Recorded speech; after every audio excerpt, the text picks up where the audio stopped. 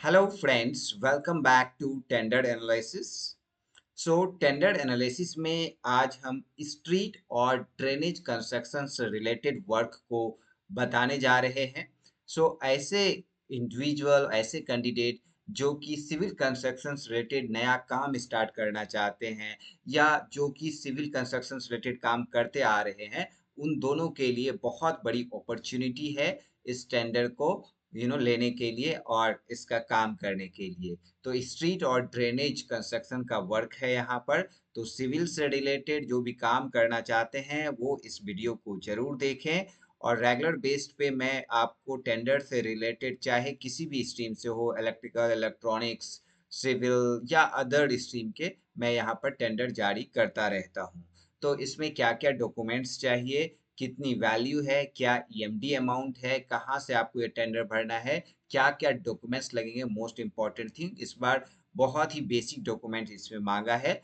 तो आप इसमें इजीली जो है टेंडर फिलिंग कर सकते हैं। तो चलिए देखते हैं। चैनल को सब्सक्राइब कर लें ताकि आपको टेंडर से रिलेटेड कोई भी काम चाहिए उससे रिलेटेड आपको अपडेट मिलता रहेगा। आप मुझे इंस्टाग्राम और व्हाट्सएप चैनल पे भी फॉलो कर सकते हैं। सारा कुछ डिस्क्रिप्शन में दिया गया है डिटेल, सो दैट कि आपको अपडेट मिलता रहे। तो चलिए देखते हैं इस टेंडर को। सो ये जो टेंडर जारी किया गया है, government of NCT of Delhi के द्वारा जारी किया गया है। तो डिपार्टमेंट क्या है एनसीटी का? ये डिपार्टमेंट है irrigation and flood control department, right. Irrigation and flood control department में काम क्या है? काम है कंस्ट्रक्शन का। क्या कंस्ट्रक्शन करना है आपको? स्ट्रीट्स और साइड ड्रेनेज। तो जो आप गलियां बनाएंगे, जो आप फुट पाथ बनाएंगे या जो रास्ता आप बनाएंगे, उसके बगल में आपको नाली बनाना है, उसके बगल में आपको ड्रेनेज बनाना है। तो आप देखते हैं जो सड़कें होती हैं उसके बगल बगल में क्या होता है? ड्रेनेज होता है। तो वही आपको यहाँ पर बनाना है। तो ठीक है, दोनों चीज है, एक तो ड्रेनेज और स्ट्रीट दोनों बनाना है, रोड नहीं कंस्ट्रक्ट करना। ठीक है, तो ये कहाँ करना है? एफ ब्लॉक बेस्ड कारावाल नगर इन कारावाल नगर कॉन्स्टिट्यूएंसी। तो वहां पर ये आपको बनाना है। तो टोटल जो टेंडर की वैल्यू है ना, तो 95,58,668 टोटल कॉस्ट है इस टेंडर का। इस जो है वर्क का इतना पैसा का ये होने वाला है। अगर ये आपको टेंडर मिलता है तो बहुत बड़ी अपॉर्चुनिटी आपको मिल जाएगी, बहुत बड़ा आपको ब्रेकअप मिल जाएगा, राइट। तो काम करने के लिए तो इसमें सबसे बड़ी बात है कि क्या क्या डॉक्यूमेंट्स चाहिए, है ना। इतना बड़ा टेंडर है तो डॉक्यूमेंट्स बहुत ही सिंपल इसमें मांगे गए हैं, है ना। तो आपको जब आपको टेंडर मिलता है तो आपको परसेंटेज वाइज पैसे मिलते हैं उसको काम करने के लिए। तो यहाँ पर देखिए, participating contractor should upload the self attested copy of the following document, है ना। तो ई प्रोसेस इसमें होने वाला है, ई टेंडर होने वाला है, ई टेंडरिंग होने वाला है। तो कैसे होगा ये मैं आपको बताऊंगा। तो क्या क्या डॉक्यूमेंट्स चाहिए? तो सबसे पहले कॉपी ऑफ डिमांड ड्राफ्ट और account payable cheque FD against the EMD. तो ये डिमांड ड्राफ्ट किसका चाहिए? ईएमडी अमाउंट का। तो अर्नेस्ट मनी डिपॉजिट, है ना। तो ये बाद में आपको रिफंड हो जाता है। पहला डॉक्यूमेंट ये ईएमडी आपको कितना भरना है ये मैं आपको बता देता हूँ। ओके, सो यहाँ पर देखिए जीएसटी कॉपी चाहिए, है ना, अपडेटेड। एंड यहाँ पर जो है दूसरा, registration of in establishment appropriate class का, है ना, ईएसआई और ईपीएफ रजिस्ट्रेशन। उसके बाद पैन कार्ड चाहिए, valid mobile number, WhatsApp number, email ID, और एक जो है इनक्लो सर्टिफिकेट स्टाम्प पेपर पर जो एमओयूज होता है वो इजीली आपको मिल जाएगा। तो ये 7 मेजर डॉक्यूमेंट्स चाहिए। ठीक है, बट एडिशनली क्या होता है, बट यहाँ पर एसेंशियल नहीं रखा गया है। तो पहला रहता है कि वर्क एक्सपीरियंस, जो कि यहाँ पर नहीं मांगा गया है, आप देख सकते हैं। तो वर्क एक्सपीरियंस क्या है, बट अगर आपके पास है तो definitely you should include in it. Okay, so work experience में लास्ट 7 ईयर का अगर आपने जैसे यहाँ पर 95 का है तो 25 लाख तक का अगर आपने काम किया है तो एक वर्क एक्सपीरियंस लगेगा। अगर 25 लाख का नहीं है तो 12-12 लाख का दो चाहिए, राइट। उसके अलावा जो 7-7 लाख का 3 चाहिए। तो इस तरह जो है वर्क एक्सपीरियंस का डिमांड रहता है, जो कि इसमें नहीं माँगा गया है। सेकंड थिंग जो है, लास्ट 3 फाइनेंशियल ईयर का जो है आपका टोटल एनुअल इनकम क्या रहा है, टर्नओवर क्या रहा है, वो आपको माँगता है, जो कि इसमें नहीं माँगा गया है।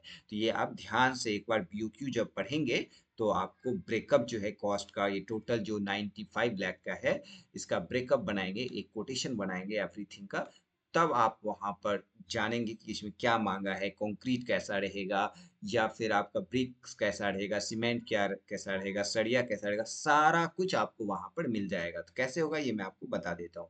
सो ये चीज़ें हो गई। अब ईएमडी अमाउंट देख लेते हैं यहाँ पर।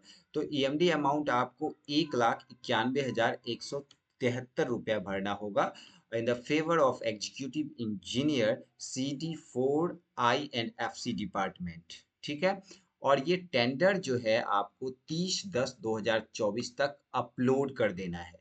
तो होता क्या है गैस, जब आप टेंडर भरते हैं ना, तो दो पार्ट में आपका टेंडर कंप्लीट होता है ई टेंडरिंग। फर्स्ट होता है टेक्निकल बिड और सेकंड होता है फाइनेंशियल बिड। टेक्निकल बिड उसे कहते हैं जिसमें कि एज पर रिक्वायरमेंट जो टेंडर रिलीज किया है उसके अकॉर्डिंग सारे डॉक्यूमेंट्स टू द मार्क चाहिए, है ना। जितना मांगा है एकदम एक्यूरेट डॉक्यूमेंट आपको वहां पर सबमिट करना पड़ेगा, अपलोड करना पड़ेगा। अगर थोड़ा सा भी as per the demand document नहीं होता है तो आपका जो है टेंडर रिजेक्ट हो जाएगा। आप टेक्निकल बिड में डिस्क्वालीफाई हो जाएंगे, तब तो आप बाहर ही हो गए। तो इसलिए जो जो डॉक्यूमेंट मांगा है अच्छे से रीड आउट कीजिए, उस पे होमवर्क कीजिए, एंड देन फिर आप जो है सारा डॉक्यूमेंट्स को ध्यान से साइन करके देन फिर अपलोड कीजिए, right, as per the requirement. उसके बाद आप टेक्निकल बिड में 100% क्वालिफाई हो जाएंगे। एंड तब फिर आपको एक डेट मिलेगा फाइनेंशियल बिड का। फाइनेंशियल बिड में पैसे को देखा जाता है, जिसका सबसे कम कॉस्ट होता है उसको टेंडर अलॉट कर दिया जाता है। आपको पता नहीं लगेगा, वहां पर आपको दिखेगा कि L1 L2 L3 L4 जितने भी इसमें पार्टिसिपेंट हैं कॉन्ट्रैक्टर, तो वो आपको वहां पर दिखेगा। ओके, सो जिसका सपोज कीजिए आप L2 पे हैं, तो आपको क्या करना होगा, वहां पर आपको L1 आना होगा। तो अब सपोज कीजिए आपका XYZ 95 लाख का है, 95 लाख 5,000 का। तो अब L2 पे है तो किसी का 5,000 से कम होगा, 95 लाख 4,000 होगा या 100 रुपये का कमी होगा। तो ये आपको गेस करना होगा, है ना, थोड़े थोड़े कम करना। आधा घंटा का होता है ना। जब मैं करता था टेंडरिंग तो लाइक उस समय DMRC का या फिर SCL का, IOCL का, इस सब का मैंने काफ़ी ज़्यादा टेंडरिंग किया हुआ है। तो वो आपको लाइव दिखाता है वहाँ पर कौन L1 L2 आ रहा है। तो लास्ट मोमेंट पे जिसका L1 आता है वही जो है उसको अलॉट हो जाता है टेंडर। तो आप 200 में भी L1 आ सकते हैं, आप 5,000 में भी L1 नहीं आ सकते हैं। तो वो आप जब कॉस्ट ब्रेकअप निकालते हैं तो आपको समझ में आता है कि मटेरियल कॉस्ट मार्केट का क्या रहेगा, किस में कितना कम कर सकते हैं। ये सारी चीज़ें आपको जब वर्कआउट करेंगे तो आपको समझ में आ जाएंगी। तो इस तरह जो है आपको फाइनेंशियल बिड में जाना होता है, ये सारी चीज़ें करनी होती हैं। अगर आप वहाँ मिल जाता है तो आपको टेंडर मिल गया। उसके बाद फिर आपको डॉक्यूमेंटेशन ऑल दिस थिंग बुलाया जाएगा एंड देन फिर आपको अलॉट किया जाएगा, देन बताया जाएगा काम स्टार्ट करना है, विजिट कीजिए all this thing, and then फिर आपको पैसे अलॉट होते हैं कुछ एडवांस में, कुछ परसेंटेज, एंड देन फिर आप काम स्टार्ट कीजिए। और इसमें वन मोर थिंग गाइस, आपको टेंडर फिल करने से पहले एक साइट विजिट करवाया जाता है। ये काम है, फिर प्री बिड मीटिंग होता है, अगर कुछ समझ में नहीं आ रहा है या कुछ डिस्कस करना है साइट को लेके, ये सारा कुछ जो है पहले बताया जाता है। प्री बिड मीटिंग होती है, जैसे 30 तारीख लास्ट डेट है, तो आज कल परसों में आप प्री बिड मीटिंग कीजिए, बात कीजिए, जाके मिलिए, साइट विजिट कीजिए, ये सारा कुछ होता है। ओके, एंड देन फिर आप टेंडर को भरिए बहुत ही केयरफुली। ओके, सो ये चीज़ें हो गई, इतना सारा कुछ मैंने बता दिया आपको। और भी कोई डाउट है तो आप पूछ सकते हैं, राइट। सो ये चीज़ें हैं नाउ। ये देखिए governmentprocurement.tally.gov.in पे जाके आप अप्लाई कर सकते हैं। ये डॉक्यूमेंट डाउनलोड कर सकते हैं 30 अक्टूबर तक। ओके गाइस, सो कोई भी डाउट हो तो ज़रूर पूछिएगा। मिलते हैं नए एनालिसिस में, नए अपडेट में। Thank you guys, take care.